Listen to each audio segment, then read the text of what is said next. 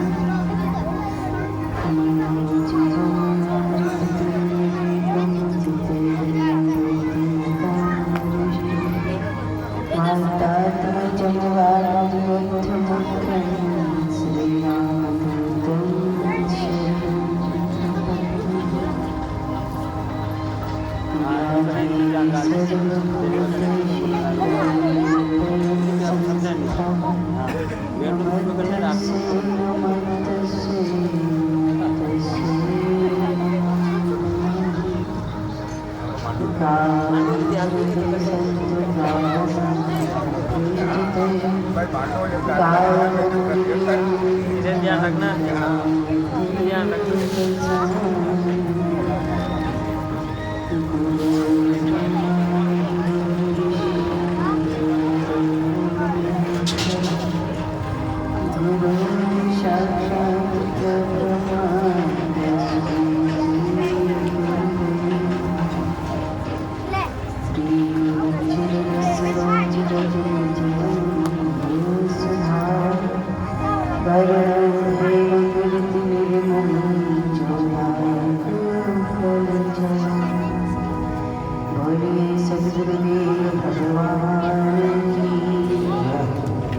बालाजी महाराज की, कृष्ण कन्हैया की, गैया मैया की, जग बाबा की, दुनिया बाबा की, मरवड़ के बाबा की, सन्यागढ़ के बाबा की, करणी मैया की, तुलसी मैया की, दुर्गा मैया की, हरिहर मैया की, पितृदेवताओं की, गुरु महाराज की, बाबा शांति महाराज की, काकादास जी महाराज की, व्यास जी भगवान की, श्रीमद् भागवत मैया की, चारु भुजानाथ की, गौशाला धाम की, गो भक्तों की,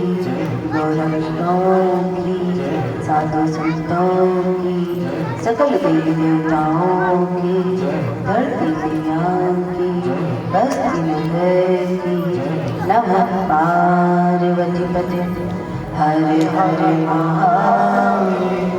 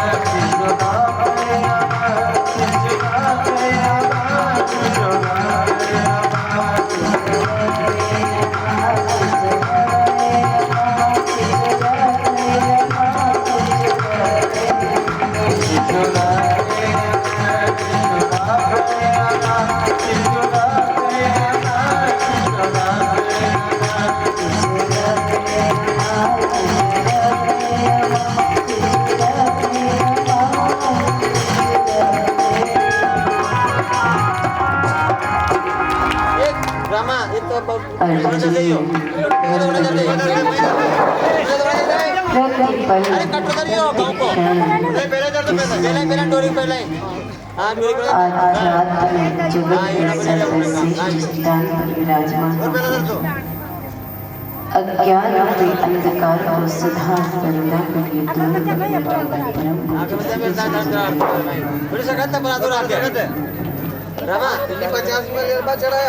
सर्वदेव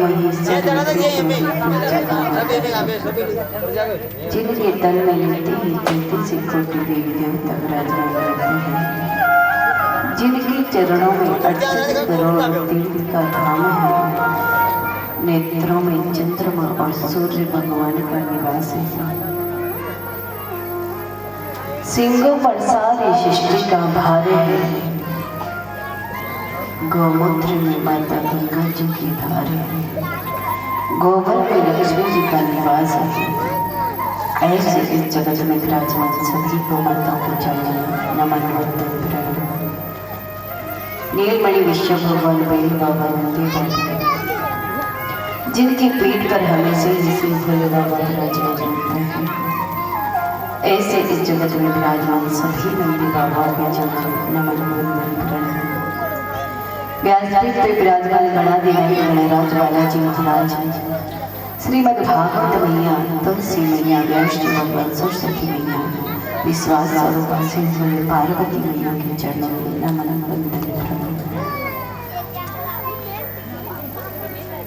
यहाँ पर विराजमान भक्तिमती माता, गो भक्त, हरि भक्त, प्रभु भक्तेश्वर भक्त, छोटे छोटे बालकों पलों की हृदय में विराजमान गोविंद को नमन वंदन प्रणाम। आज कथा का दूसरा दिवस सभी को राम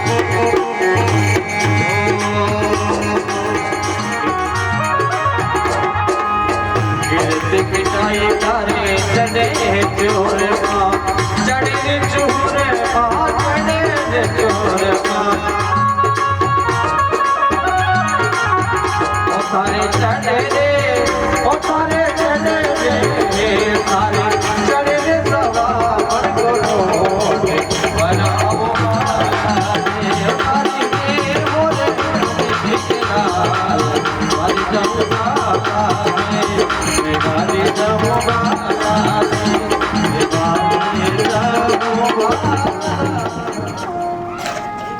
एकदम शांत स्वभाव के, सरल स्वभाव के,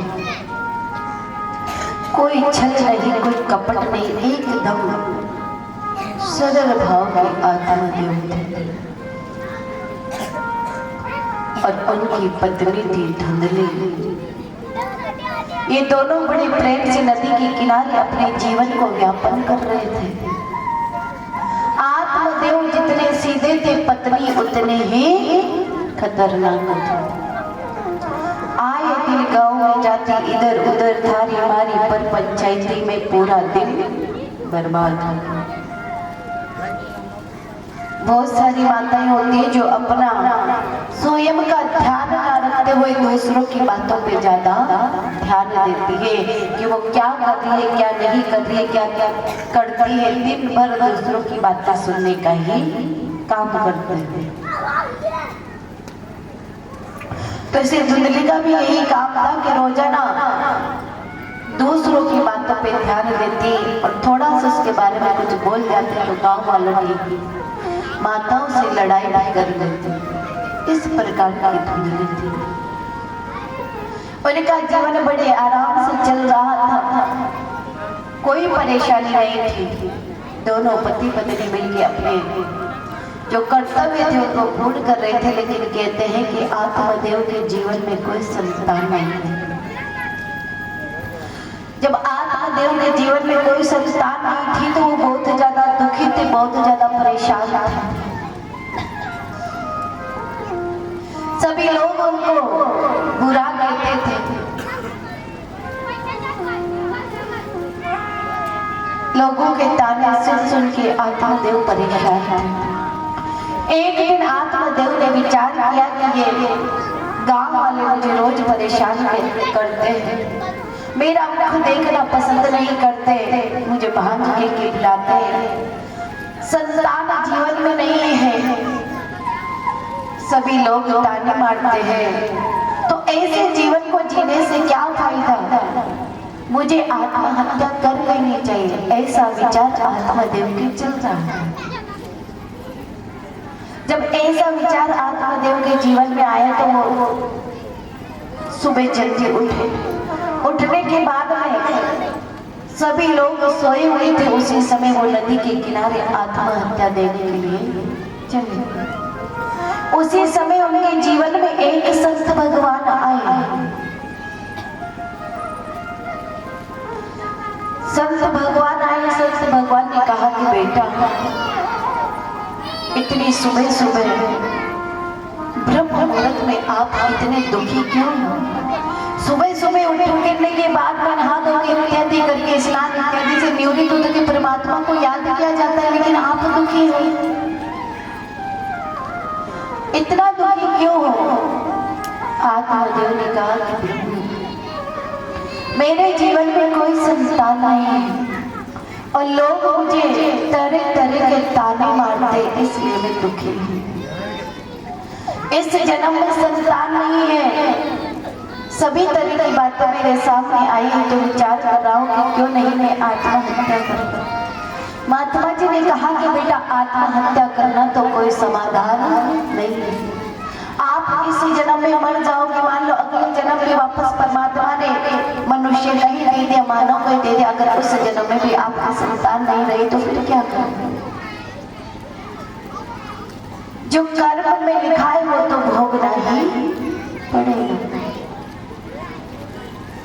राम जी के राज तिलक के लिए विश्वामित्र जी ने शुभ मुहूर्त निकाला था कि कल आपका राज्य तिलक होगा, लेकिन क्या हुआ? ऐसे ऐसे बड़े बड़े महात्मा संतों ने उनके राज्य का शुभ मुहूर्त निकाला, लेकिन उनको उसी मुहूर्त में 14 वर्ष के लिए वनवास जाना पड़ा। तो ये तो कर्मों का लेंगे, इसे भोगना पड़ता है। ऐसे कोई नहीं भाग सकते। जो कर्म करते हैं उसे टाल नहीं सकते, वो कर्म तो करने ही पड़ेंगे। कर मोरी करनी टालोड़ी नाही टळी, कर मोरी करनी टालोड़ी नाही टळी, कर मोरी करनी टालोड़ी नाही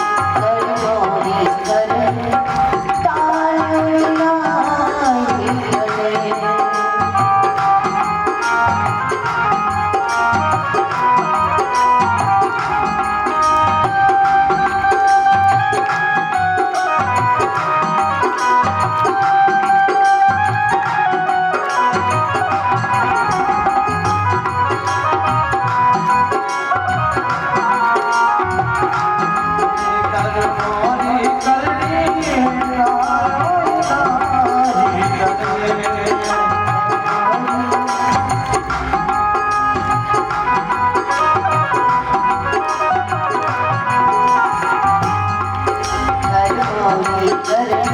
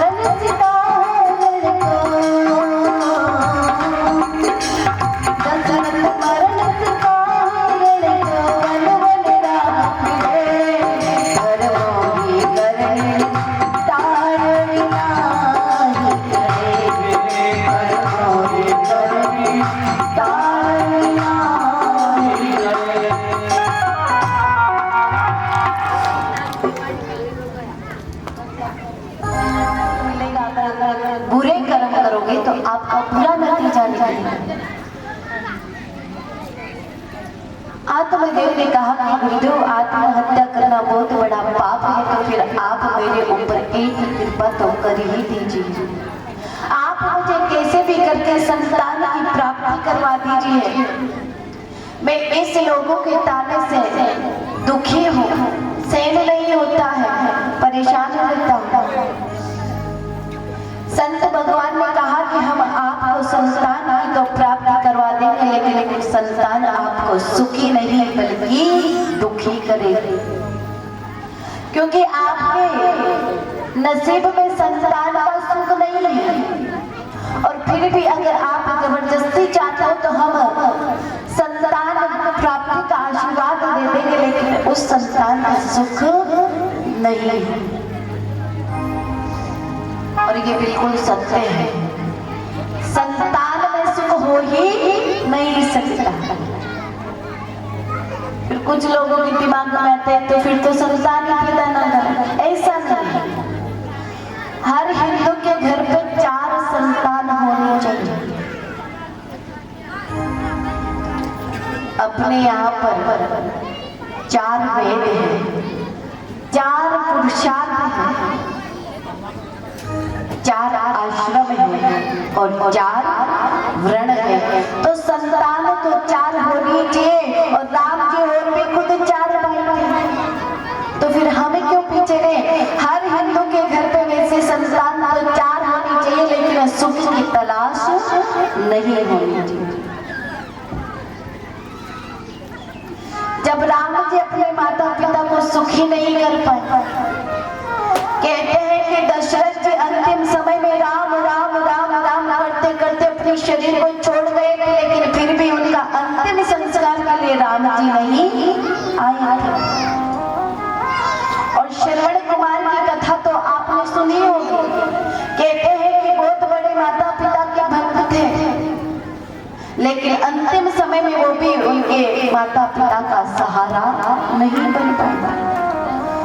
और तो बात क्या करें, जिन ठाकुर जी की हम अभी कथा श्रवण कर रहे हैं, उनकी तो केवल मात्र आने की खबर मिली थी।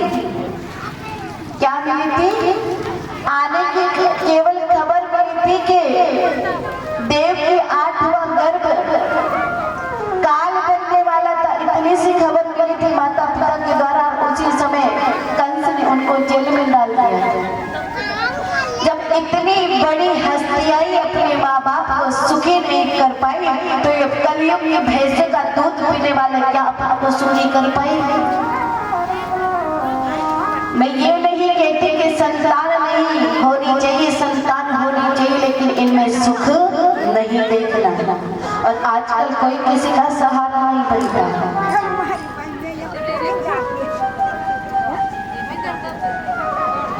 सब अपनी मस्ती में मस्त रहते, कौन क्या कर रहे, कौन दुखी है, कौन सुखी, इस बात से किसी को कोई लेना देना नहीं।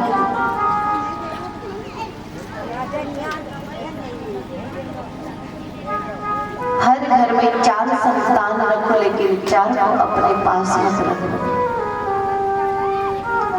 पहली संतान को राष्ट्र के लिए समर्पित कर दो, दूसरी संतान को संत बनाकर समाज की सेवा के लिए छोड़ दो, और तीसरी संतान को ऐसा उपदेश दो कि आने वाली पीढ़ी भी उससे कुछ सीखे, और चौथी को अपने पास रखो, जो वो आपकी सेवा कर सके। अगर 4 को अपने पास रखते तो सेवा नहीं होती। वो बड़ा सोचता है कि छोटा कर लेगा, दूसरे नंबर का सोचता है कि तीसरे नंबर का करेगा, और तीसरे नंबर का सोचता है कि चौथे नंबर का करेगा। ऐसे 4 संतान के माँ बाप भूखे ही मरते हैं। इसलिए संतान तो 4 को, लेकिन सुख किसी ने मत दो। तो आत्मदेव भी कह रहे हैं कि ठीक है गुरुदेव, जैसा भी सुख नहीं, लेकिन फिर भी मुझे संतान चाहिए, कम से कम लोगों की ताने तो कम मिलेंगे। उन संत भगवान ने आत्मदेव को एक फल दिया और कहा कि इसको अपनी पत्नी को खिला देना, वो गर्भवती हो जाएगी। आपके घर पे एक पुत्र की प्राप्ति हो जाएगी। आत्मदेव को संत भगवान की वाणी पे पूर्ण विश्वास था। उस फल को बड़े आदर से लेकर गए और अपनी पत्नी धुंधली को दे दिया और कह दिया कि इसको खा लेना, अपने घर पे संतान हो जाए। और ये भी सत्य है कि माताओं के पेट में कुछ टिकता नहीं। जैसे इस बात का पता चला धुंधली को मेरे संतान होने वाली, संतान होने वाली, पूरे गांव की माताओं को कह दिया कि अब मेरी माँ बनने वाली है। उतनी ही देर में उसकी बहन को पता चला, धुंधली की बहन को वो आई। आने के बाद में कहा कि धुंधली, मैंने सुना है कि आत्मदेव जैसे संत से मिले और तेरे लिए फल लाए थे, भी गर्भवती हो सकती, तू भी मां बन सकती। धुंधली ने कहा कि हाँ लाए हैं, लेकिन देख बेटी तू जानती है कि मुझे गर्भ धारण करने से कितना डर लगता है, और ये बात मुझे भी पता है कि मुझे तो संतान की जरूरत है ही नहीं, मैं तो चाहती नहीं हूँ कि मेरे संतान हो। और ये सत्य है, धुंधली को कभी आशा नहीं थी कि उसको संतान हो। वो उसकी बहन से कह रही कि देख तू जानती है कितना दर्द होता है, और जब गर्भ धारण करते हैं तो ये मत खाओ, वो मत खा, ऐसा मत कर, वैसा मत कर, 17 तरह के रोक टोक जीवन में आता है, और मैं इतने रोक टोक में नहीं रह सकती। धुंधली बहुत ज्यादा सोच लिया, आगे तक कि अगर मान लो मैं गर्भवती भी हो जाऊंगा, किसी दिन मेरे गांव में चोर आ जाएंगे तो सारे लोग भाग जाएंगे और मैं भाग नहीं पाऊंगी, और वो ही चोर अगर मुझे उठा के ले जाएंगे तो मेरे आत्मदेव क्या करेंगे, अकेले ले जाएंगे।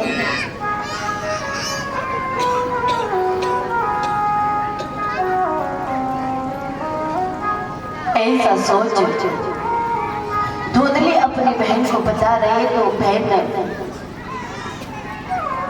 ने विचार किया कि धुंधली तू घबरा मत, मैं हूं तो सही। क्यों चिंता करती है? देख मैं भी अभी अभी गर्भवती हुई, ज्यादा समय नहीं हुआ मुझे। अगर तू गर्भ धारण करने से डर रही है, मान लो तुझे कष्ट पहुंच रहा है, तो तू एक काम कर, तो गर्भवती होने का कुछ समय तक नाटक कर। तू इधर गर्भवती होने का नाटक करना, जैसे ही मेरे पुत्र होएगा मैं तेरे को दे दूंगी, उसके बदले तू मुझे धन दे देना। धुंधली कैसे समझ में आ गया कि फोकट में ही मिल रहा है, कुछ करना भी नहीं पड़ रहा। धुंधली ने कहा कि ठीक है बहन, जितना तू धन चाहती है उतना मैं देने के लिए तैयार हूं, लेकिन तेरी संतान मुझे दे देना। दोनों बहनों में बात फिक्स होगी। अब उस फल का क्या करना, क्योंकि अगर फेंक दे तो संत का अपमान होता है। इसलिए धुंधली ने ना फेंक के सीधा गौ माता जी को जिमा दिया और विचार किया कि अगर इस फल में सत्यता होगी तो गौ माता जी की भी संतान हो जाएगी। इधर वो फल जैसे ही गौ माता जी को खिलाया, गौ माता जी गर्भवती हो गई और इधर वो धुंधली भी गर्भवती होने का नाटक कर रही थी। 1 महीना, 2 महीना, 9 महीने तक ये नाटक चला। जैसे ही 9 महीने पूर्ण हुए, इधर गौ माता जी ने एक सुंदर से मानव जन्म दिया। कहते हैं कि शरीर पूरा मानव जैसा था, कान गौ माता जी जैसे। और इधर जैसे ही धुंधली की बहन के संतान हुई, वो भी अपने संतान को लेके आई और धुंधली की गोद में ली। आत्मदेव को पता चला कि मेरे घर पे 2-2 संतान हुए हैं। गौ माता जी के पास आए, उनको प्रणाम किया, उनके बछड़े को गोदी में लिया और उनका नाम रख दिया गोकर्ण जी महाराज। बोलिए गोकर्ण जी महाराज की। धुंधली के पास अंदर गए, जैसे ही धुंधली के बेटे को गोद में लिया, नामकरण करने ही वाला था, इतनी ही देर में धुंधली ने पकड़ लिया। धुंधली ने कहा कि पतिदेव आप एक बात बताइए, ये बच्चा किसका है? कि देवी दोनों का है। कि दोनों का नहीं, ये बच्चा केवल मात्र मेरा है। 9 महीने इसको किसने ढोया है? आपने। जन्म किसने दिया? कि आपने। तो नाम आपको रख लो, मुझे ही रखने दो। हाँ, धुंधली बहुत खतरनाक थी, आत्मदेव के इतनी भी नहीं चलने देती थी। और आप में से बैठे बहुत सारे भाई ऐसे होंगे जो आत्मदेव जैसे ही होंगे, तो ये देवियां चलने ही नहीं देती, इनकी चलाती है। ऐसे धुंधली ने कहा कि संतान मेरी है तो नाम भी मैं ही रखूं। आत्मदेव ने कहा कि भाई तू रखेगी मैं रखूं, बात है कि संतान तो कम से कम भांजपन का कलम तो मिटा, तू नाम रख ले, फर्क क्या पड़ता। धुंधली ने अपने नाम को देखकर ही अपने पुत्र का नाम रख दिया धुंधुकारी। इधर गोकर्ण जी महाराज धीरे धीरे बड़े हो रहे, उधर धुंधली का बेटा भी धुंधुकारी बड़ा हो रहा। लेकिन कहते हैं कि धुंधुकारी का आतंक बहुत बढ़ चुका था। आए दिन गांव के बच्चों को मारपीट करता, आए दिन उनको परेशान करते, तो पूरे गांव वाले परेशान थे। और किसी किसी बच्चे को तो इतना मारता कि मार के सीधा कुआं में डाल आता। जब कुएं में डाल जाते, शाम को संध्या के समय घर वालों को परेशान करते, तो रो धो के सीधा आत्मदेव के पास आते कि आपके बेटे ने हमारे बेटे के साथ ऐसा किया। अरे उसे मारा, खिलाने के चक्कर में खेलते ही खेलते उसको मार कुएं में डाल दिया। आत्मदेव आपके बच्चे का कुछ करो, अगर ऐसे ही चलता रहा तो गांव के पूरे बच्चे मर जाएंगे। आत्मदेव बहुत ज्यादा दुखी हुए, लेकिन अब पछताने से क्या फायदा। संत भगवान ने पहले ही कहा था कि आपके योग में संतान नहीं है, अगर फिर भी आप संतान चाहते हो तो वो सुखी नहीं बल्कि दुख ही दुख देते। बदनाम तो उनके फिर भी नहीं हुई थी। बहन बहन उधार लेके आते आते उनको तो इस बात का पता ही नहीं था। जब सगी औलाद माँ बाप को सुखी नहीं कर पाती तो दूसरे की क्या करेंगे। तो इस बात से आत्मदेव बहुत ज्यादा दुखी थे। अब उन्हें संत भगवान को याद करने की काश मैं उस गुरुदेव की बात मान लेता तो आज मुझे ये दिन नहीं देखना पड़ता।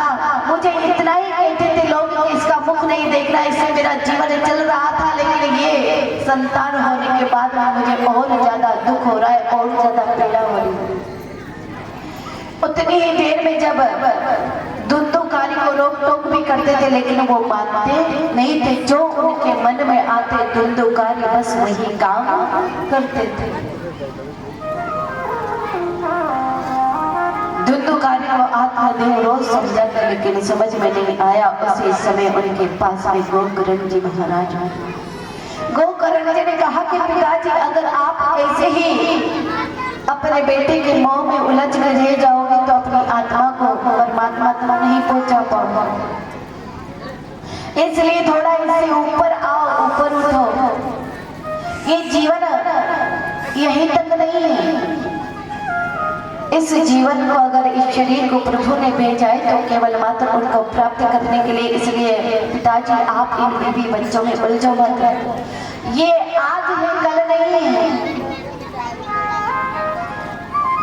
अगर इनमें उलझोगे, इस संसार के मोह माया में उलझ कर रह जाओगे तो केवल मात्र दुख ही दुख मिलेगा। आपके जीवन में कभी सुख आ ही नहीं सकता। इसलिए आपको इनमें उलझना नहीं है। उसी समय गोकर्ण जी महाराज ने अपने पिताजी को ज्ञान दिया, आत्मा का बोध करवाया। उसी समय कहते हैं कि आत्मदेव संन्यास लेके जंगल में निकल गए तपस्या करने के। अब धुंधुकारी के जीवन में सिर्फ पिताजी चले गए थे। गोकर्ण जी के पास ज्यादा रहते नहीं थे, आते जाते रहते थे क्योंकि वो बचपन से ही भक्ति में ही थे।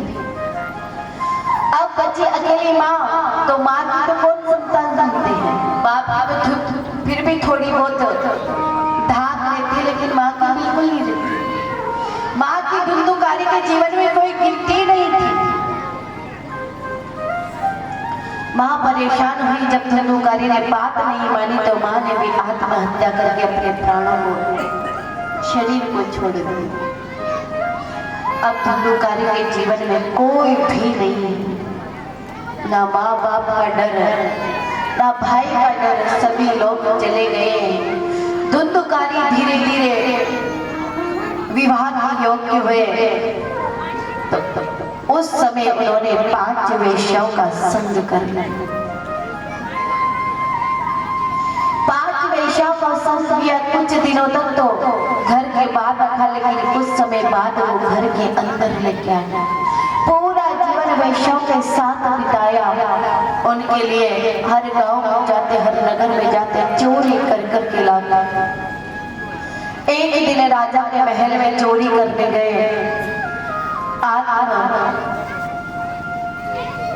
चोरी करके जब धुंधुकारी लौट के आए तो उन वेश्याओं को पता चला कि ये धुंधुकारी हमारे लिए चोरी करते। और आज तो ये राजा के यहाँ गए थे, अच्छा हुआ पकड़ा नहीं गया। अगर पकड़े जाते तो इसके साथ में राजा हमें भी दंडित करता, इसके साथ में हमें भी मारता। जब ऐसा विचार वेश्याओं के मन में आया तो वेश्या ने विचार किया क्या क्यों नहीं, वैसे भी इस धुंधुकारी ने अपने लिए इतना धन कमा दिया है कि हम 100 वर्षों तक बैठ के खाए तब भी कम होने वाला नहीं। हम क्यों नहीं इस धुंधुकारी को मार डाले। ऐसा सोच के 5 वेश्याओं ने जैसे ही धुंधुकारी 4 पाई पे लेटा, 2 ने पैर बांध दिए, 2 ने हाथ बांध दिए और तीसरा मुख। 5 ने मुख दबा रखी थी, लेकिन फिर भी धुंधुकारी के प्राण नहीं निकले। और ये सत्य है मेरे भाई बहनों, पापियों का प्राण बहुत मुश्किल से निकलते हैं।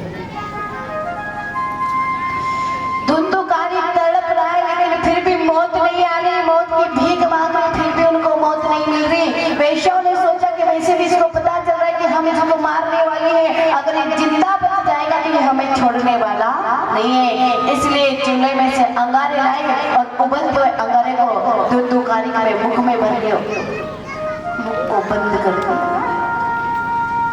इधर धुंधुकारी ने तड़प तड़प के आज अपने शरीर को छोड़ दिया। शरीर को छोड़ा, लेकिन आत्मा को परमात्मा की प्राप्ति नहीं हुई, क्योंकि मौत तो आई नहीं थी, जबरदस्ती दी थी। और जो लोग जबरदस्ती मरते उनकी मुक्ति कभी नहीं होती। इसलिए अगर आप में से बैठे भी कभी कभी दिमाग में आ जाए कि जिंदगी से तंग आ जाता हूं तो मर क्यों ना जाऊं, तो अगर ऐसा है तो विचार त्याग देना। क्योंकि जो जबरदस्ती मरते, आत्महत्या करते या फिर कोई व्यक्ति किसी को मार देता है, उसकी कभी भी मुक्ति नहीं होती है। उसकी आत्मा भटकती रहती है जब तक उसकी उम्र पूरी नहीं हो जाती। बहुत सारे लोग हैं आज भी हमारे हिंदुस्तान की धरती पे जो या तो कोई उसको मार देता है या फिर स्वयं अपने आत्महत्या कर लेता है। उनकी आत्माएं फिर इधर उधर भटकती रहती है मुक्ति के लिए, और जब उनकी मुक्ति नहीं होती तो या तो फिर वो किसी के शरीर में घुस जाती है। फिर कहते हैं किसके तो डॉक्टर लगी, भूत लग गया, चुड़ैल लग गया।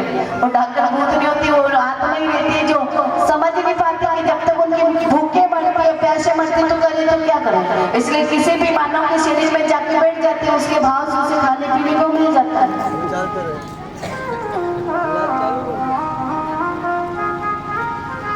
और आजकल तो ऐसे भटकी हुई आत्मा को लोगों ने नाम दे दिया कि हमारे भक्त जी क्या है भाई। पहले के जमाने में भी इंसान रहते थे और अब भी हम उनकी संतान है। पूर्वजों की तो कोई अलग से थोड़ी आए, लेकिन पिछले जमाने में तो कोई अवध नहीं होते थे, नहीं कोई उच्च थे। अब तो हर गांव में, हर खेत में जहां देखो वहां इतने से चबूतरे बने हुए हैं ऊत जी के नाम में। ये क्यों बनते हैं? क्योंकि आधे अधूरे समय में मरते हैं, इनकी मुक्ति होती नहीं, इसलिए इनको मुक्ति तो होती नहीं, इधर उधर आत्मा भटकती रहती है। फिर उन्हीं के घर वालों के शरीर में आने लगते हैं और वो शरीर में आते कहते हैं चौथरा बनाओ, चौथरा बनाओ। हाँ भाई यही है।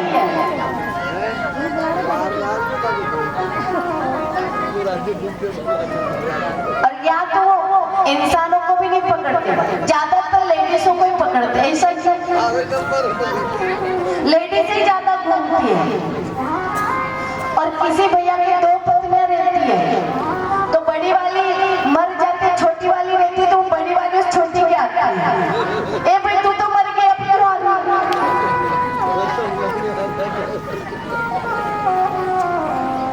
मतलब कितने भोले लोग हैं अपने हिंदुस्तान में, हर किसी को देवता मान लेते हैं। ए भाई वो देवता चार भुजा नाती है, उसको ही देवता मानो, और कोई धरती पे देवता नहीं है उसके अलावा। और जो चलता फिरता मंदिर है हमारे बीच में, जो गौ माता जी के तन में 33 कोटि देवी देवता विराजमान है, उन देवताओं को तो आपने घर से बाहर निकाल दिया और उन देवताओं को लाते जो सिर हिलाते रहते बार बार। पहले तो कोई अवत नहीं आते थे, ये सारे अवत अभी क्यों बने?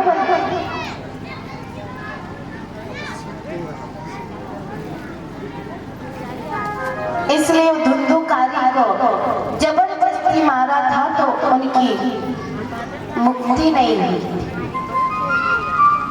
वो प्रेत बन गया था, पिशाच बन गया था और उस गांव के हर बच्चे को, हर इंसान को परेशान करते थे। अगर कोई पानी भरने जाते तो रास्ते में उसके गगरे या कुछ भी ले जाते उसको पटक देता है। कोई खेत में अपने पति के लिए भोजन बना के ले जाते तो वो रास्ते में से उठा लेता है। तो वो गांव वाले परेशान थे कि इस धुंधुकारी ने हमें जीते जी भी सुखी नहीं होने दिया और मरने के बाद ये हमारे हाथ बेचारे आए थे ताकि करवाते थे, लेकिन वो धुंधुकारी मानता नहीं था कि भूखे जो मर रहा था। उसी समय एक दिन गोकर्ण जी महाराज ने विचार किया कि पिताजी तो जंगल में तपस्या कर रहे, लेकिन मेरी माँ अभी भी है, तो कई दिन हो चुके, क्यों नहीं मैं माँ को मिलकर आ जाऊं। इस बात से जब गोकर्ण जी महाराज वापस अपने घर को आए संध्या के समय, तो गांव में आने के बाद हमें पता चला कि आपकी माँ ने तो आत्महत्या करके अपने शरीर को छोड़ दिया है और धुंधुकारी भी मर चुका है। वैश्यों का संग किया था, इसलिए उन्होंने उनको मार डाला। जब इस बात की सूचना मिली तो गोकर्ण जी महाराज थोड़ा दुखी हुए, क्योंकि ज्ञानी थे, भगवान के प्रेमी थे, तो ज्यादा फर्क तो नहीं पड़ा, लेकिन फिर भी थोड़ा सा दुख तो हुआ। और जो सच्चे संत होते हैं उनको दुख होता है दूसरे को दुख को देखकर। गोकर्ण जी महाराज ने विचार किया कि कोई बात नहीं, माँ चली गई, भाई चला गया तो क्या हुआ, अब आज की रात तो बितानी पड़ेगी, आधी रात का कहाँ जाए। गोकर्ण जी महाराज अपने घर पे गए और आराम से चाय पाई पर स्नान किया। जैसे ही मध्य रात हुई उसी समय वो धुंधुकार गोकर्ण जी के चारपाई के आसपास घूमने लगे। जैसे ही गोकर्ण जी को नींद आता तो चारपाई से नीचे पटक देता। फिर गोकर्ण जी महाराज उठ के वापस सोते, फिर नीचे पटक देता। कभी कभी उनकी खाट पर पूरी को ऊपर उठा देता, लेकिन गोकर्ण जी महाराज घबराए नहीं, क्योंकि आत्मज्ञानी थे। उनको पता था कि कौन क्या करता है कौन नहीं करता। अपनी योगिक बल से उन्होंने जब साधना करके वापस पूरे ध्यान लगा के देखा तो पता चला कि ये तो और कोई नहीं, मेरा भाई धुंधुकार है, जिनको जबरदस्ती मारा है, ये पिशाच बन चुका है। उसी समय गोकर्ण जी महाराज सुबह का इंतजार किया। भाई को मुक्ति दिलानी, अगर ये ऐसे ही चलता रहा तो लोगों को परेशान करेगा, इसने मुझे 1 मिनट नहीं सोने दिया तो लोगों को तो कितना परेशान करता होगा। मुक्ति दिलाने के लिए गोकर्ण जी महाराज हर जगह घूम रहे कि मेरे भाई की मुक्ति दिला दो, मुक्ति दिला दो, मुक्ति दिला दो, मुक्ति दिला दो, लेकिन किसी ने ऐसा मार्ग नहीं बताया कि ऐसा करने से ऐसा हो जाए, किसी ने नहीं बताया। उसी समय गोकर्ण जी महाराज ने सूर्य भगवान की उपासना की। जैसे ही सूर्य भगवान की उपासना करी, सूर्य भगवान प्रकट हुए। प्रकट होने के बाद में कहा कि प्रभु मुझे मेरे भाई की मुक्ति करवानी है, कुछ उपाय बताइए। फिर सूर्य भगवान ने कहा कि गोकर्ण अगर आपके भाई को मुक्ति दिलाना चाहते हो तो श्रीमद् भागवत मैया का श्रवण करवा दो, आपके भाई की मुक्ति हो जाएगी। बोलिए श्रीमद् भागवत मैया की। गोकर्ण जी महाराज अपने भाई धुंधुकारी को श्रीमद् भागवत मैया का श्रवण करवा रहे। और इधर मेरे भाई बहनों, जैसे ही व्यास जी भगवान श्रीमद् भागवत मैया आरंभ कर रहे हैं तो यहाँ पर उन्होंने पूरा मंगलाचरण को ही बदल दिया। वैसे कहते हैं कि कुछ भी आराम काम करते हैं तो किसी न किसी की वंदना करते हैं। वैसे कल हमने भी गणेश जी महाराज की वंदना करी थी, लेकिन यहाँ पर व्यास जी महाराज ने पूरे मंगलाचरण को बदल दिया। इन्होंने यहाँ पर किसी की वंदना नहीं की, सीधा 4 भुजानाथ को याद किया जो सत्य है, आने के बाद में जो कभी खत्म नहीं होता है। जो अभी हम लोग बैठे ना, अपन भी सत्य नहीं है, सब मिथ्या है। आप विचार करोगे दीदी, हम लोग अभी वो चिमटी फोड़ के देखे तो पता चला कि हम ही बैठे, लेकिन हम लोग भी सत्य नहीं है। आप भले कभी देखना, जब कहीं सफर करने जाते हो बहुत ज्यादा गर्मी रहती है, उस समय हमें रोड पे ऐसा लगता है कि यहाँ पे पानी भरा हुआ है। जब हम उसके पास में जाते हैं तो वहाँ पे पानी नहीं रहता, मतलब दूर से ऐसा आभास होता है कि यहाँ पे पानी वगैरह इत्यादि भरा हुआ है बहुत ज्यादा, यानी कि जल में थल नहीं और थल में जल नहीं, केवल वहाँ पर महसूस होता है। उसी प्रकार से हम भी सत्य नहीं, क्योंकि अगर हम लोग सत्य होते तो इस धरती पे आने के बाद में कभी मरते ही नहीं, फिर तो यही रहते।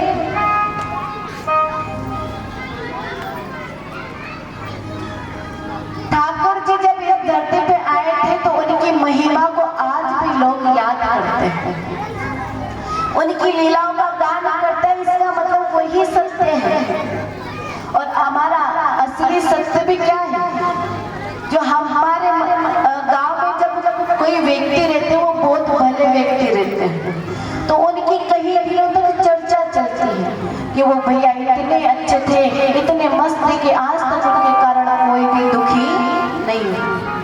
तो यानी कि उनके शरीर का चर्चा नहीं हुई कि उसका शरीर इतना मस्त था, नाक ऐसा था, मुंह ऐसा था, कान ऐसे थे, उसकी महिमा लोगों ने नहीं हुई। उनके शब्दों और शब्द हमेशा सत्य रहते हैं, शरीर सत्य नहीं है। ये आज है, कल नहीं रहेगी, परसों रहेगा, नरसों खत्म हो जाएगा। तो ये जीव सत्य नहीं है,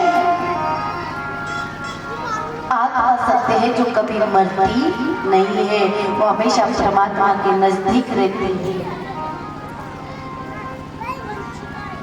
तो ऐसे व्यास जी भगवान ने उन सत्य को प्रणाम किया जो कभी खत्म नहीं होता है, आज जीवन हमेशा चलता रहता है। और सत्य है केवल मात्र राम का नाम। आप विचार करना,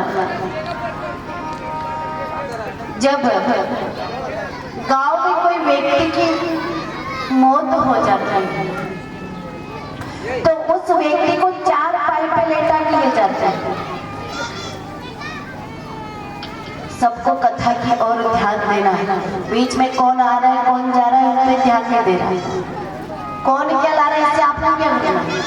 अगर उस पर ही ध्यान नहीं जाएगा तो कथा से वंचित रह जाओगे, इसलिए पूरा ध्यान कथा में होना चाहिए।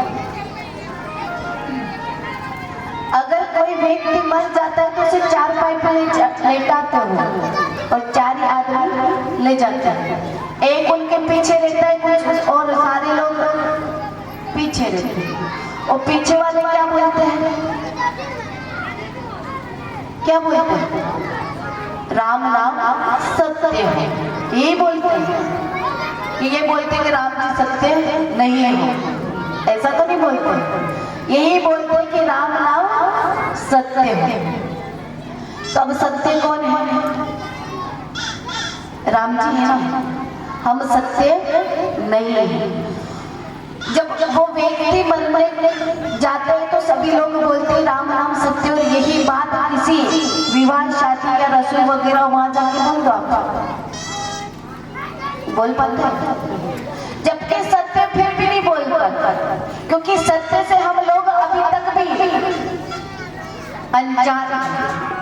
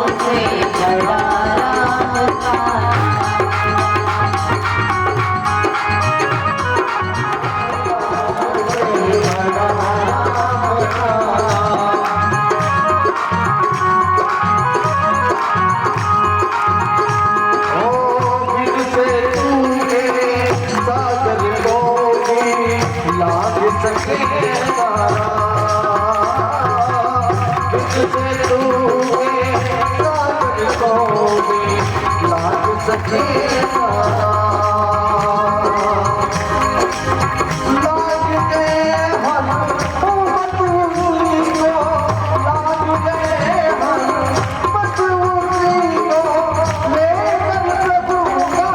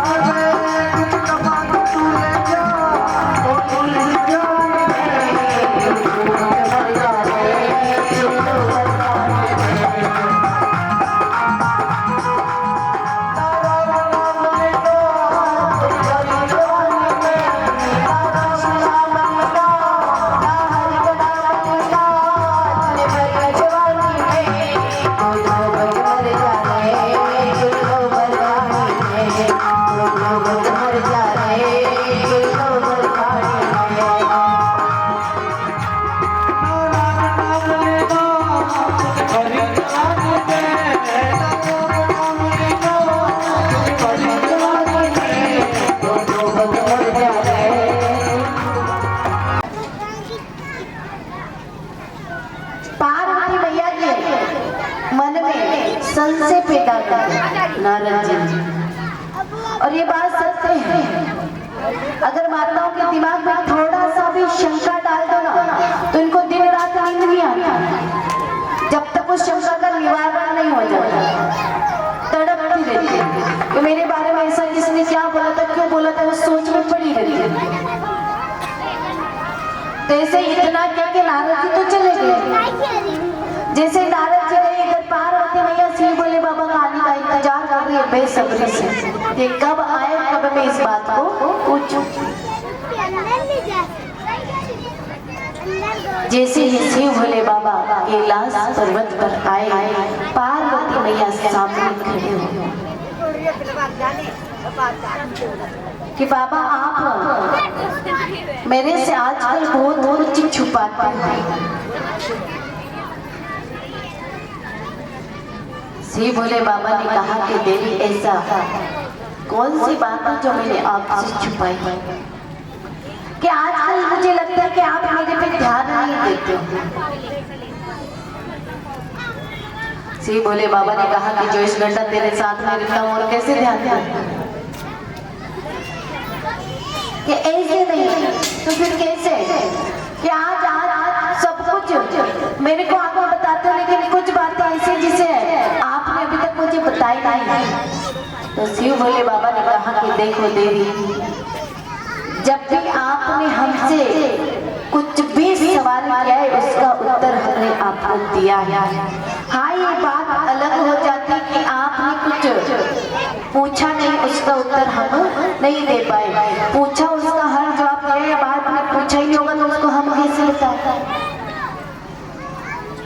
पार्वती मैया ने कहा कि चलो ठीक है, अब पूछ लेती हूँ कि पूछ लो, हम अब भी बताने के लिए तैयार हैं।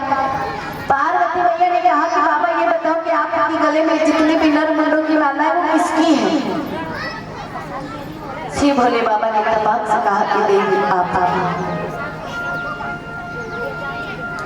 पार्वती मैया ने कहा कि मेरी यहाँ देवी सारे मुंडे आप की हैं कि मेरी कैसे कि देवी आप हर जन्म लेते हो, हर जन्म में मेरी ही पत्नी बनती हो और हर जन्म में मर जाती हो। आपके मरने के बाद में शरीर को अंतिम संस्कार के लिए ले जाते हैं, वहां से आपके मुंड को उठा के लाता हूँ और मेरे गले में पहन लेता हूँ। पार्वती मैया ने कहा कि हर जन्म में मैं आपकी पत्नी हूँ या हर जन्म में आप मेरी ही पत्नी हो, तो फिर मैं मरती हूँ तो आप भी मरती हो, क्योंकि भाई उम्र तो दोनों की बराबर होनी चाहिए ना, पति पत्नी की बराबर होती है, थोड़ा 1-2 साल का गैप रहता है। तो भाई अगर मैं पहले मर जाती तो 2-3 साल बाद तो आप ही मरे होंगे। तो बोले बाबा ने कहा कि मैं नहीं मरता हूँ, कि जब मैं मरती हूँ तो आप नहीं मरते हो। शिव भोले बाबा ने कहा कि देवी, मैंने एक अमृत की बूटी खा रखी और उसे खाने के बाद में कोई मरता नहीं। जो व्यक्ति उस बूटी को खा लेता है उसकी मौत होती नहीं, वो अजर अमर अविनाशी रहता है। इसलिए हम नहीं मरते, हर साल आप ही मरते। पार्वती मैया ने हाथ जोड़ के निवेदन किया कि प्रभु, अब मैं भी नहीं चाहती कि मैं वापस इस जन्म में मरूं और फिर आपके गले में एक और मुंडी लटकर आपके गले में वजन बढ़ाए। इसलिए मेरा निवेदन है कि आप भी मुझे ऐसी अमृतमयी बूटी खिला दीजिए जिसे खाने के बाद में मैं भी मरना नहीं चाहती। भोले बाबा प्रसन्न हो गए। उसी समय पार्वती मैया को एक एकांत स्थान पर लेकर गए।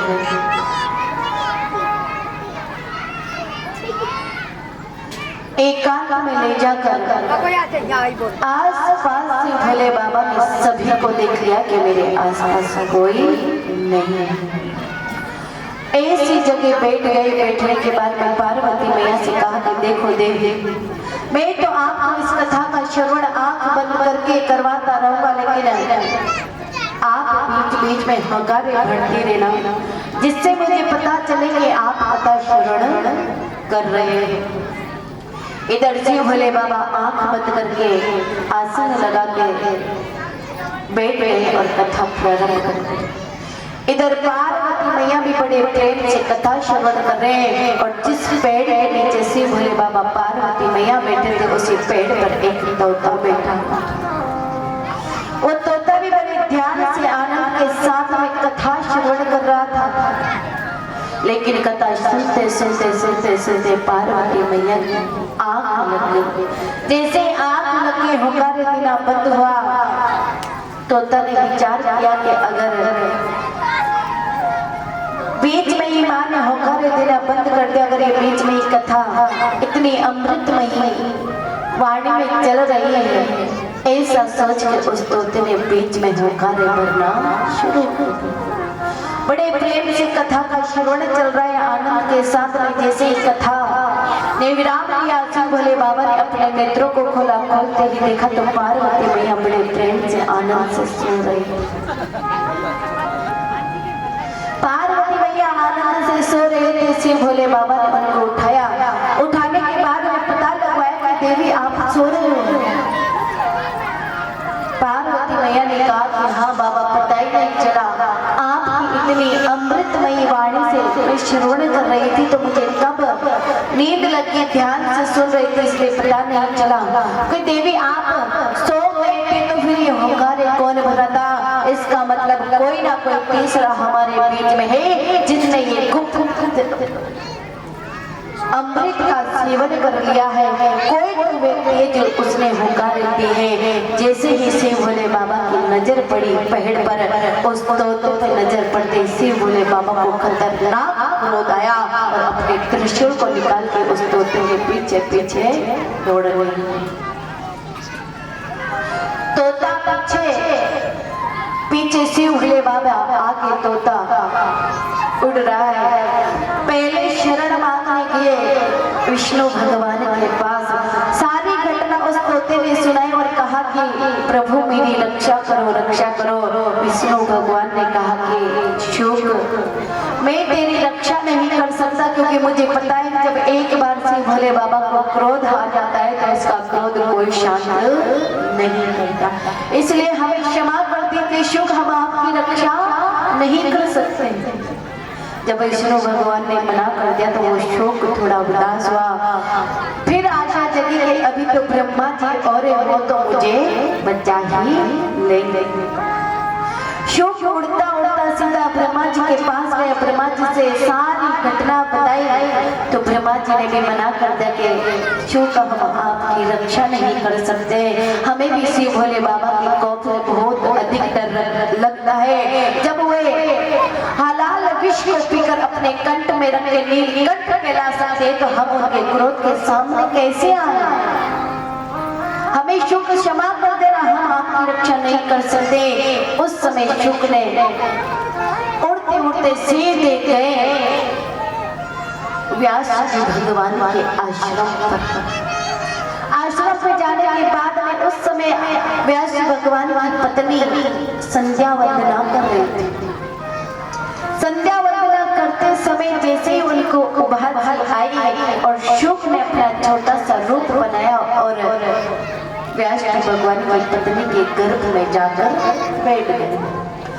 शिव भोले बाबा भी आश्रम के गेट के वहां पर खड़े इंतजार कर रहे थे कब वो शुक बाहर आए और उसे मैं मारूं। 1 साल निकला, 2 साल निकला, 3 साल निकला, ऐसे करते करते पूरे 12 साल बीत गए, लेकिन वो शुक गर्भ से बाहर नहीं आया। और 12 साल में तो अच्छे का क्रोध शांत हो जाता है।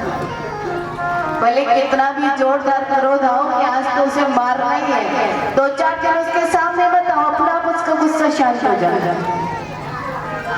अब 12 साल में किसका गुस्सा शांत नहीं हो? शिव भोले बाबा ने विचार किया कि तो आ ही नहीं रहा है बाहर, मैं तो कब तक खड़ा रहा, सब विचार करके शिव भोले बाबा भी चले गए। इधर शिव भोले बाबा अपने कैलाश पे चले गए और इधर व्यास भगवान की पत्नी परेशान हो रही है क्योंकि गर्भ को 12 साल बीत गए।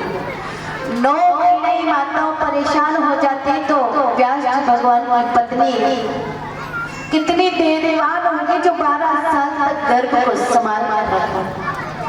जब बस की नहीं रही, अब बहुत ज्यादा पीड़ा होती है, उसी समय विष्णु भगवान को याद किया कि प्रभु आप तो मेरे इस गर्भ को बाहर निकालो।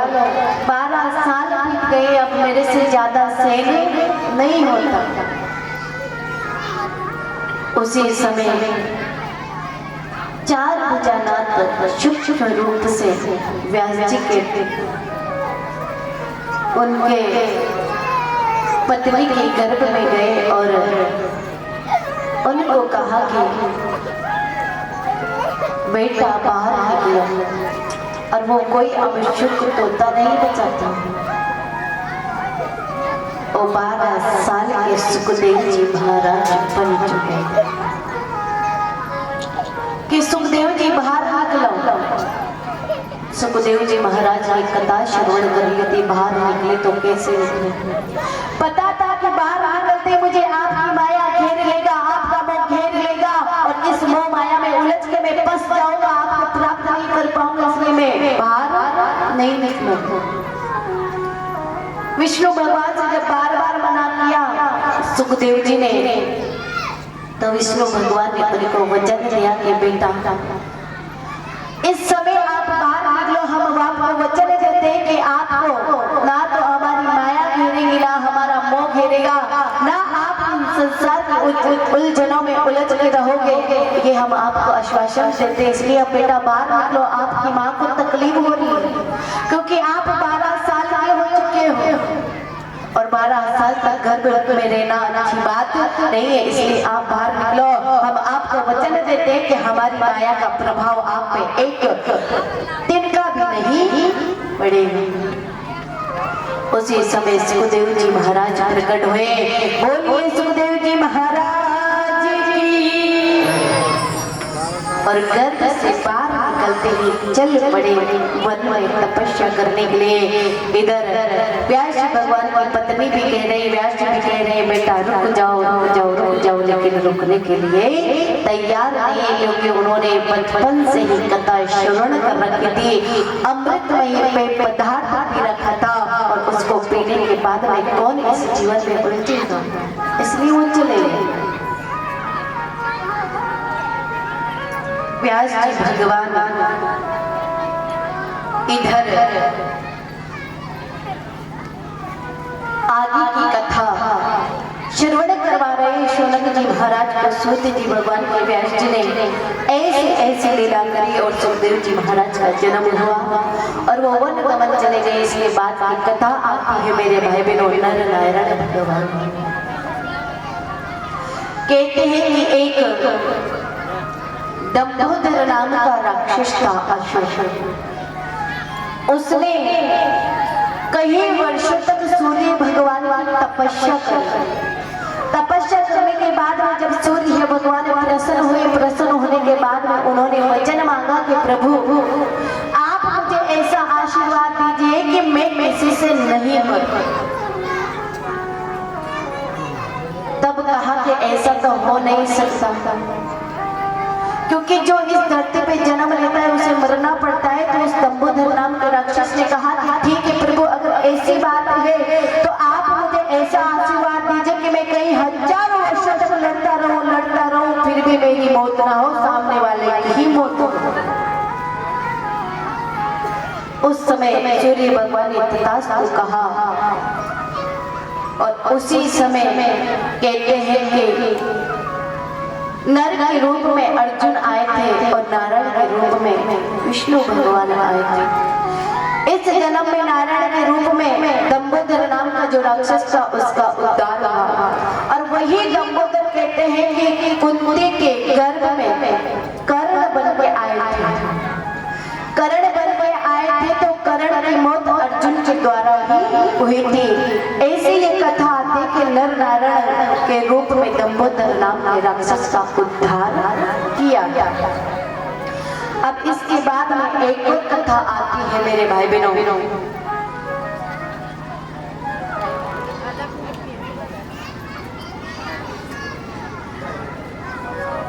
आज जल्दी टाइम हो जाता है, पता ही नहीं चलता।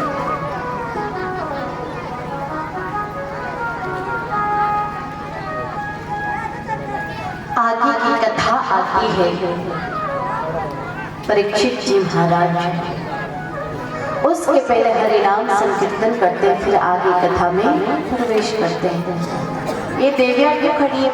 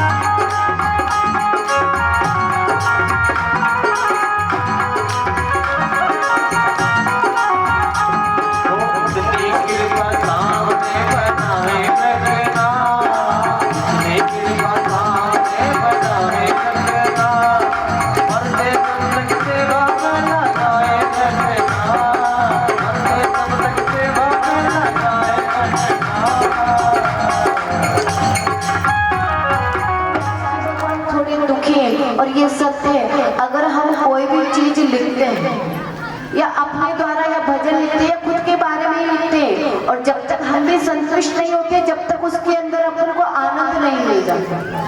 तो वैसे व्यास जी भगवान भी भले सारे शास्त्र उपपुराण लिख रहे, लेकिन फिर भी वो अपने आप में एक संतुष्ट महसूस नहीं कर पाते। जब ऐसे थोड़े उदास दिखे तो उनके बीच में नारद जी आए। नारद जी ने कहा कि व्यास जी, भले आप ऐसे तो कितने ही ग्रंथ लिख डालो, लेकिन संतुष्टि मिलने वाली नहीं, तो फिर आप ही बताइए ना कि मैं क्या करूं, कि जब तक आप भगवान की लीलाओं का गान नहीं करोगे, जब तक आप भगवान की महिमा का गुणगान नहीं करोगे, जब तक आप भगवान के प्रेम के बारे में नहीं लिखोगे, तब तक आपको कुछ भी आनंद मिलने वाला नहीं है। तब जाकर व्यास जी भगवान ने कहते हैं, मेरे भाई बहनों, एक बहुत बड़ा ग्रंथ बनाया और उसमें भगवान की छोटी से छोटी लीलाओं का भी गान किया और बड़ी से बड़ी लीलाओं का भी गान किया। उनके प्रेम के बारे में लिखा, उनके स्वरूप के बारे में लिखा, उनके चित्त के बारे में लिखा, उनके सौंदर्य के बारे में लिखा, छोटी छोटी चीजों के बारे में जब उनके पूरे स्वरूप के बारे में लिखा, तब जाके व्यास जी को आनंद आया। और ऐसा उन्होंने एक ग्रंथ तैयार किया है, जिस ग्रंथ में पूरे 80,000 श्लोक और जैसे ही उस ग्रंथ को तैयार किया, व्यास जी भगवान को आनंद मिला। और वो ग्रंथ और कोई नहीं था, श्रीमद् भागवत मैया ही थी। बोलिए श्रीमद् भागवत मैया की। इस प्रकार से व्यास जी भगवान ने 80,000 श्लोकों का एक ग्रंथ बनाया। अब ग्रंथ तो व्यास जी भगवान ने बना लिया, लेकिन उसको सुनाना भी तो पड़ता है, क्योंकि जब तक सुनाएंगे नहीं तब तक पता कैसे चलेगा कि इसमें क्या सही है और क्या गलत है। इसका पता तभी चलेगा जब अपन किसी व्यक्ति को सुनाएंगे, किसी को दिखाएंगे, किसी को पढ़वाएंगे कि अगर इसमें कोई गलतियां है तो वो सुधर जाए। तो ऐसे व्यास जी भी विचार कर रहे कि ऐसे कौन से किसको सुनाए, किसको बताए। व्यास जी ने ध्यान लगा के देखा तो ऐसा कोई भी व्यक्ति नजर नहीं आया जो उस ग्रंथ को सुन के समझ सके, उसको अपने जीवन में उतार सके, ऐसा कोई नजर नहीं आया। उसी समय व्यास जी भगवान ने अपने 2 शिष्यों को बुलाया और बुला के कहा कि आप जंगल में जाओ और जो भगवान का स्वरूप मैंने आपको बताया है, उनके गले में वैजयंती की माला है, कानों में कर्ण फूल है, मोर मुकुट धारण है, घुंघराले बाल है, पैरों में घुंघरू है, हाथों में बंसी, ऐसे स्वरूप के दर्शन की महिमा आप गाओ और उसी और जाओ जिस ओर सुखदेव जी महाराज गए थे, क्योंकि इस पात्र के योग्य केवल मात्र सुखदेव जी महाराज ही हैं। 2 शिष्य गए और जाने के बाद में ऐसे ही भगवान के स्वरूप का गान किया। जैसे जैसे भगवान की महिमा का गान किया, जैसे जैसे भगवान के स्वरूप का अवलोकन करवाया, तो सीधा गए सुखदेव जी महाराज के कानों में। जैसे ही सुखदेव जी महाराज के कानों में ये ध्वनि पड़ी भगवान के सौंदर्य की, भगवान के रूप की, भगवान की लीलाओं की, तो सुखदेव जी महाराज अपने स्थान से उठकर शिष्यों के पास आया और उन शिष्यों से कहा कि ऐसे प्रभु कौन है, ऐसे दयालु कौन है, ऐसे करुणा निदान कौन है जो लोगों पे इतने प्रेम बरसाते हैं, इतनी दया करते हैं, इतना सुंदर उनका स्वरूप है, हम भी उनके दर्शन करना चाहते हैं। तब उन 2 शिष्यों ने कहा कि सुखदेव जी महाराज, अगर आपको ऐसे भगवान के स्वरूप के बारे में जानना है, उनकी लीलाओं का गान सुनना है, तो आप आपके पिताजी के पास जाइए। ऐसे भगवान के स्वरूप के उन्होंने 80,000 श्लोकों का एक ग्रंथ बनाया है, उसमें पूरा व्यवस्थित लिखा है। अगर आप उनके पास जाकर सुनोगे तो आपको भगवान के स्वरूप का ज्ञान प्राप्त हो जाएगा। सुखदेव जी महाराज अपने पिताजी के पास आए और सुखदेव जी महाराज ने बड़े प्रेम से इस कथा को श्रवण किया। ठाकुर जी की लीलाओं का गान किया, ठाकुर जी के स्वरूप के बारे में उन्होंने जाना। इसके आगे की कथा आती है अब परीक्षित जी महाराज की, कैसे राजा परीक्षित जी महाराज का जन्म हुआ। कहते हैं मेरे भाई बहनों, महाभारत का युद्ध चल रहा था कुरुक्षेत्र में। पांडवों और कौरवों के बीच में घमासान युद्ध चल रहा था। लेकिन आज युद्ध में लड़ते लड़ते लड़ते लड़ते दुर्योधन घायल अवस्था में रणभूमि में पड़े हुए। ऐसी अवस्था में जो कभी भूमि पर बैठना तो दूर की बात है, लेकिन आज उसी भूमि पे वो लेटे हुए और पूरी तरीके से मिट्टी में लथपथ पड़े हुए। जब ऐसी स्थिति में दुर्योधन पड़ा हुआ था तो उसी समय में अश्वत्थामा उनके पास आए और अश्वत्थामा उनके पास आए तो अश्वत्थामा ने कहा कि ऐ दुर्योधन, जिस रणभूमि में तू पड़ा तेरी जगह नहीं, तेरी जगह राजमहल में है, तुझे राज सिंहासन पर बैठना चाहिए। तेरी जगह ये नहीं है और तू यहाँ पड़ा है, मुझे तनिक भी अच्छा नहीं लगता, तू अच्छा नहीं दिख रहा है यहाँ। तेरी जगह ये नहीं है, तो पांडवों की जगह जिस जगह पे तू पड़ा है ये तेरी जगह हो ही नहीं सकती। अगर दुर्योधन तो मुझे इस युद्ध का सेना नायक बना देता तो आज तो इस कुरुक्षेत्र में पड़ा नहीं रहता। कथा समझ में आ रही है सबको? इधर आ रही है माताओं? ये घूंघटा में नींद निकाल नहीं निकाल? वाह।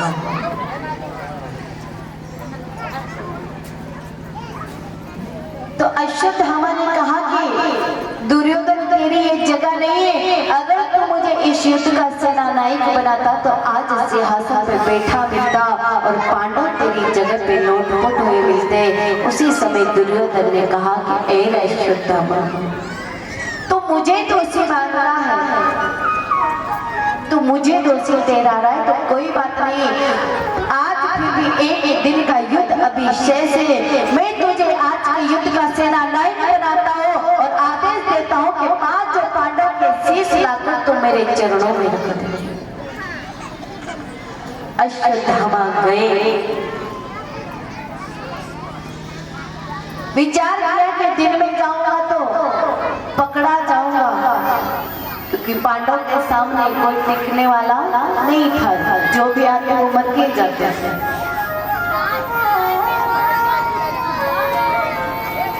अश्वत्थामा ने संध्या का इंतजार किया। जैसे ही संध्या हुई हल्का हल्का अंधेरा हुआ और अश्वत्थामा पहुंच गए पांडवों के कक्ष में। लेकिन इस बात का पता कृष्ण भगवान को पहले ही पता चल गया था कि अश्वत्थामा को चाल चलने वाला है। इसलिए पांडव को आज उनके कक्ष में विश्राम न करवा कर सीधा लगे कुरुक्षेत्र में और कुछ विशेष चर्चाएं कर रहे हैं पांडवों के साथ में ठाकुर जी। और ठाकुर जी पांडवों की जगह पे उनके 5 पुत्रों को सुलाकर चले गए। जैसे ही 5 पुत्रों को सुलाकर गए, इधर अश्वत्थामा आए और सोते हुए पुत्रों के अश्वत्थामा ने शीश काटे और शीश काट के ले गए दुर्योधन के पास।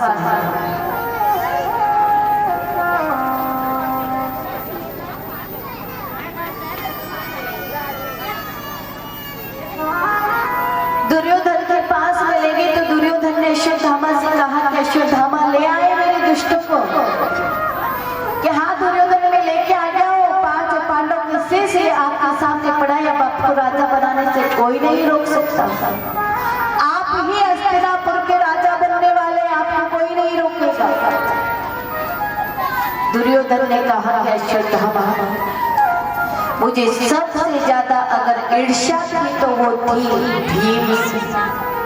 मैं भीम का सिर भी देखना नहीं चाहता, इसलिए आप भीम के से उठा और मेरे सामने टुकड़े टुकड़े कर डाला।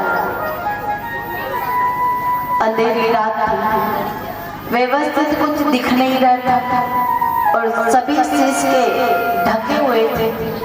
तो उनमें से सबसे बड़ा सिर लिया और अश्वत्थामा ने उसके टुकड़े टुकड़े कर दिए। जैसे आसानी से टुकड़े हुए तो दुर्योधन समझ गए कि ये भीम का सिर नहीं हो सकता। भीम का सिर इतनी आसानी से टुकड़े हो ही नहीं सकता क्योंकि उसमें 100 हाथियों का बल था।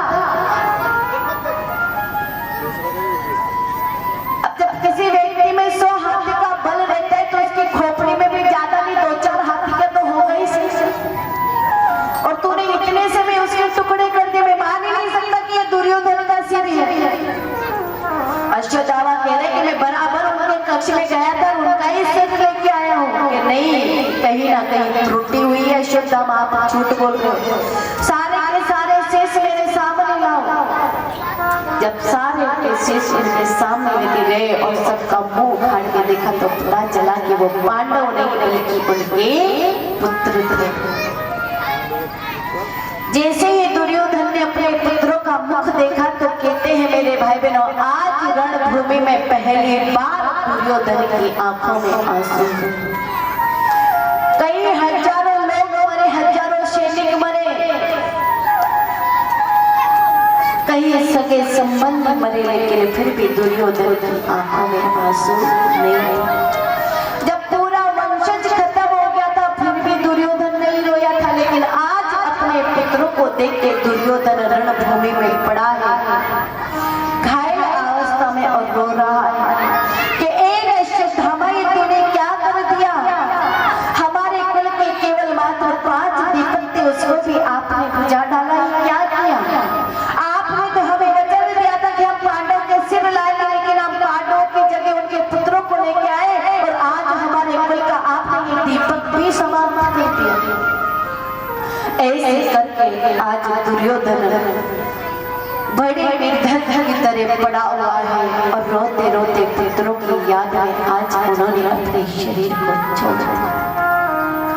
इधर जैसे ही अर्जुन को पता चला 5 पांडवों को कि अश्वत्थामा ने आपके पुत्रों को मार दिया, तो अर्जुन ने कुरुक्षेत्र में एक संकल्प लिया कि जब तक मैं अश्वत्थामा के शीश को काट नहीं देता तब तक मैं अपने पुत्रों का अंतिम संस्कार नहीं करूंगा।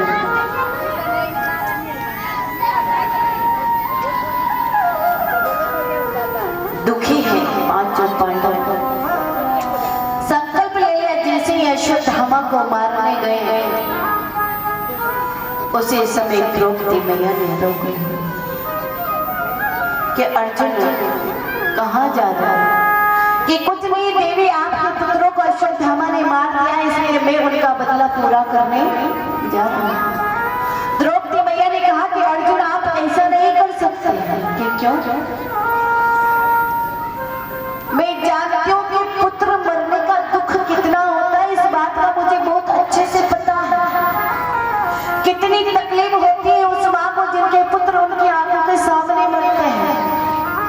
और अर्जुन, मैं नहीं चाहती कि जितना दुख आज मुझे मेरे पुत्रों के मरने पे हुआ है उतना दुख मेरी गुरु माँ गोमती को हो, इसलिए आप अश्वत्थामा को मारोगे नहीं।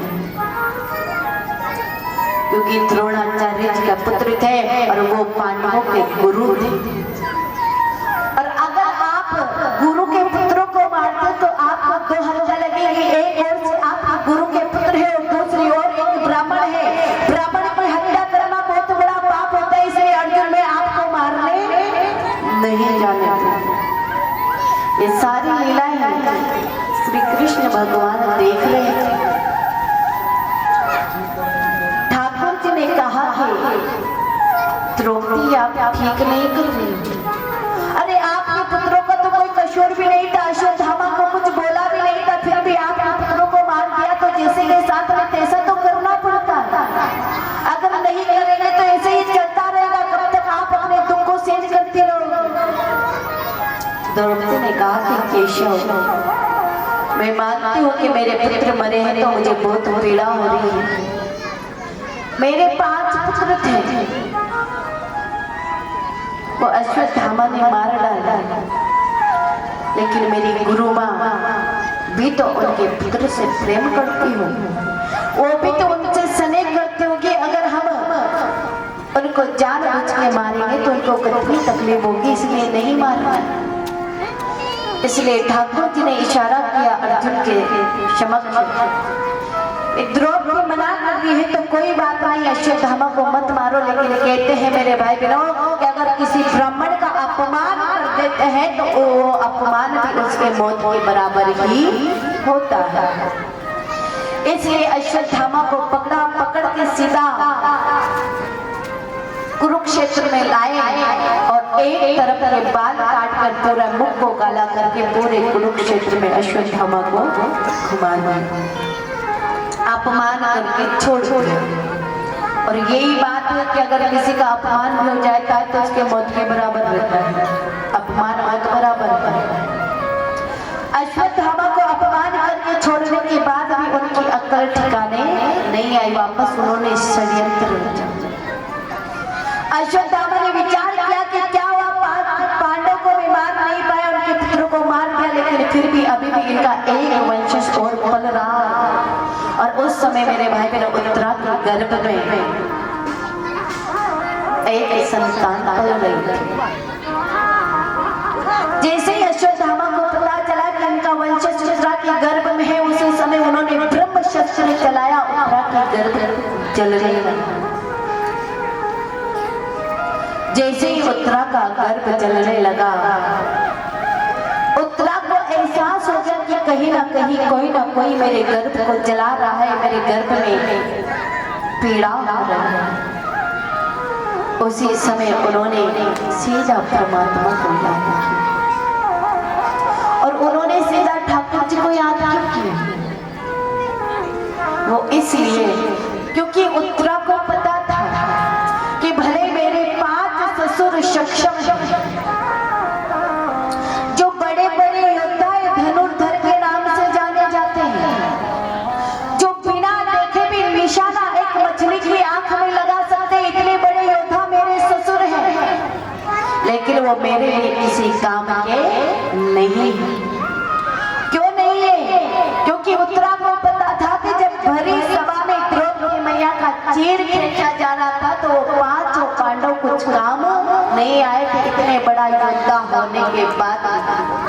तो उत्तरा ने विचार कर लिया था कि अगर मैं 5 पांडव से सहायता मांगूंगी तो वो मेरे गर्भ को बचा नहीं पाएंगे। इसलिए उन्होंने विचार किया, जब ये मेरी सास का चीर हरण नहीं बचा पाए तो मेरी क्या रक्षा करेंगे, मेरी गर्भ को क्या संभालेंगे। ऐसा विचार करके उन्होंने सीधा ठाकुर जी को याद किया कि प्रभु मेरे गर्भ को कोई जला रहा है, इसे कोई मारना चाहता है, इसलिए आप मेरी रक्षा करो, रक्षा करो, रक्षा करो। और यही सत्य है मेरे भाई बहनों, जो लोग परमात्मा को सच्चे हृदय से पुकारते हैं, सच्ची प्रार्थना करते हैं, मन से याद करते हैं तो ठाकुर जी अवश्य आते हैं। द्रौपदी मैया ने भूल करी थी, पहले उन्होंने इंसानों पे विश्वास किया, इसलिए पांडवों से सहायता मांगी लेकिन नहीं मिली, पितामह भीष्म से सहायता मांगी लेकिन नहीं मिली। जब अंत में पता चला कि ये लोग सारे के सारे लालची, ये मेरी रक्षा नहीं कर पाएंगे, तब जाके उन्होंने अंत में अपने केशव को याद किया था, तब जाके उनका चीर बढ़ाया था। इसलिए ये कथा यही सिखाती है कि कभी किसी संसार के भरोसे ना रहकर सीधा परमात्मा को याद करो, क्योंकि अगर हम लोग इन दुनिया से सहायता मांगने जाएंगे तो ये सहायता करने वाले नहीं है बल्कि मजाक बनाने वाले।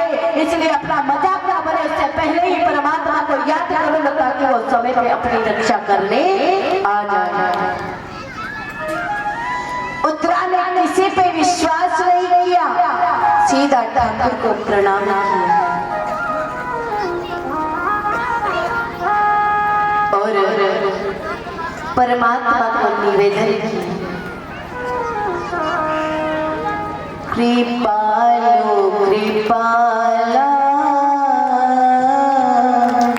दयालो दयाला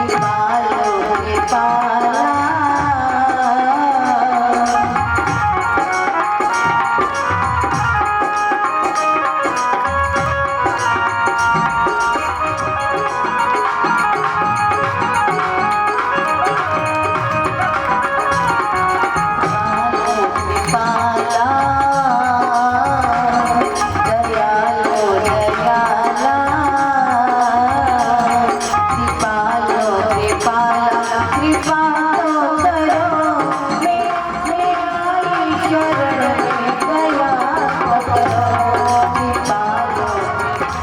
इस प्रकार मेरी द्वारिका भी समाधि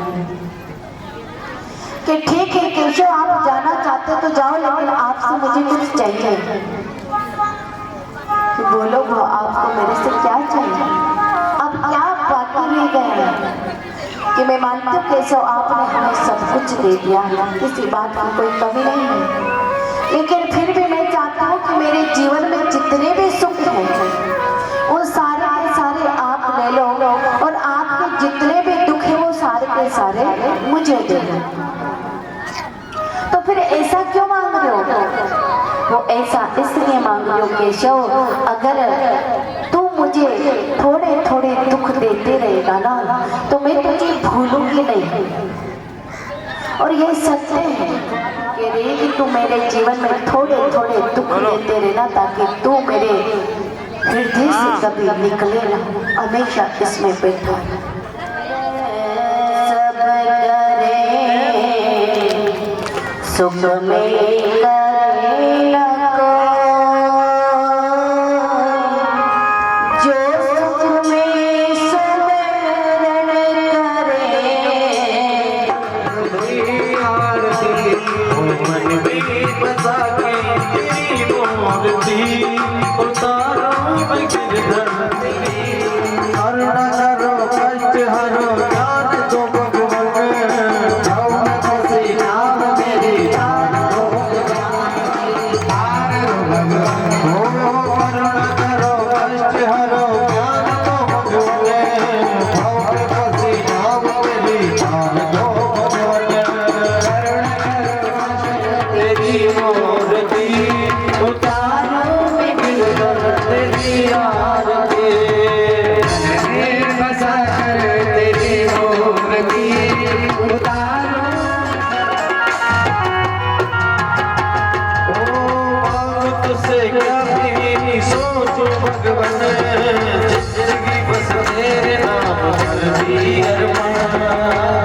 तुझसे क्या मैं सोचूं भगवान, सब कुछ तेरा कुछ नहीं मेरा, सब कुछ तेरा कुछ नहीं मेरा, सब कुछ तेरा कुछ नहीं मेरा।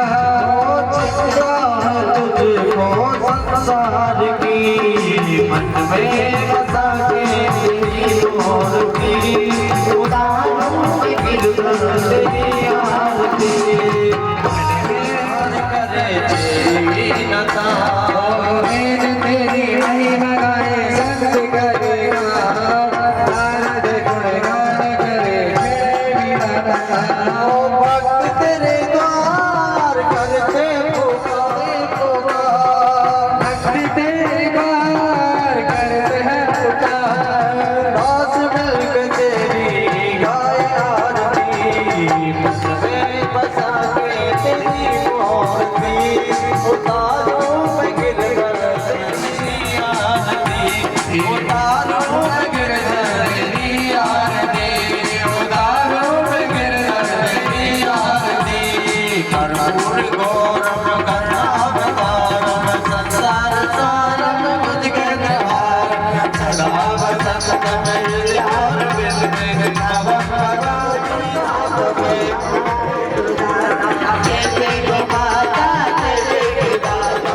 महाराज की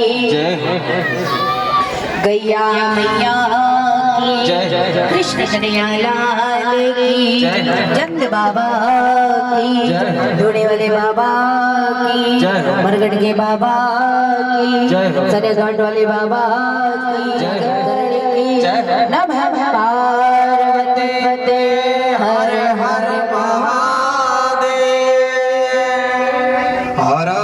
महाजली शीतलीकरणं महापुष्पे देवादिवन्दनं महामन्त्रसुभाञ्जलि।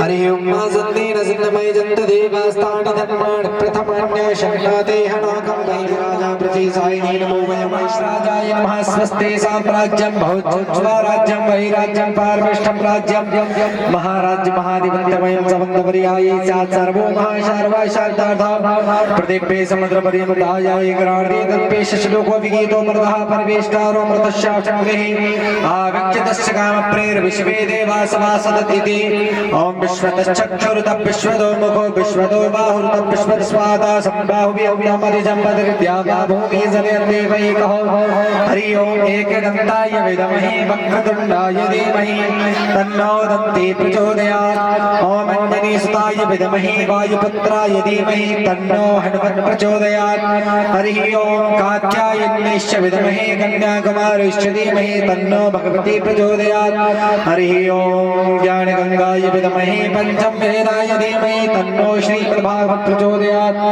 ओम् नानासुगन्धिपुष्पाणि यथाकारोद्भवानि च पुष्पाञ्जलिर्मया दत्त्वा ग्रहण परमेश्वरः मन्त्रपुष्पाञ्जलि की जय। ओम यानि कानि च पापानि जन्मान्तर्गतानि च तानि सर्वाणि नश्यन्तु वृक्षणाय पदे पदे